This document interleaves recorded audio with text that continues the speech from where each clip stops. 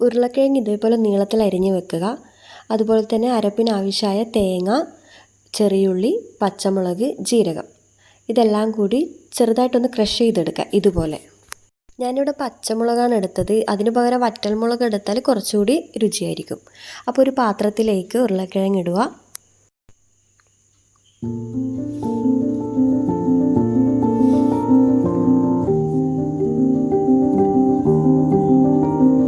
അതിലേക്ക് കുറച്ച് അരിഞ്ഞു വെച്ചിരിക്കുന്ന ഉള്ളിയും കൂടി ആഡ് ചെയ്യുക.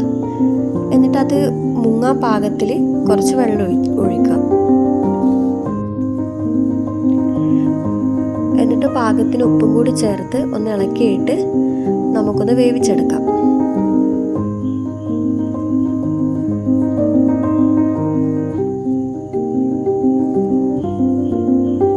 ഇടയ്ക്ക് ഇതുപോലെ ഒന്ന് ഓപ്പണാക്കി നോക്കുക.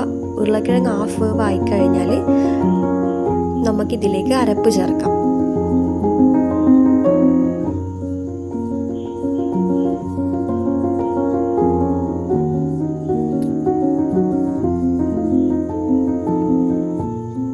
അത് നന്നായിട്ടൊന്ന് മിക്സ് ചെയ്യാം.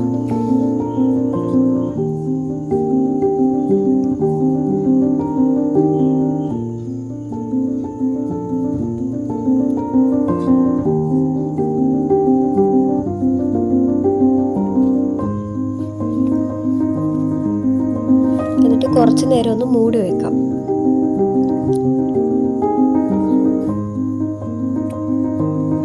അതിനുശേഷം നമുക്ക് ഉപ്പ് വേണമെങ്കിൽ ആവശ്യത്തിന് ഉപ്പ് ഇട്ട് കൊടുക്കാം.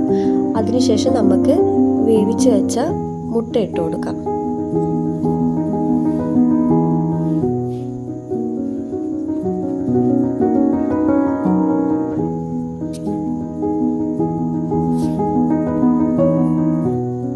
എന്നിട്ട് ചെറുതായിട്ടൊന്ന് ഇളക്കി യോജിപ്പിക്കാം.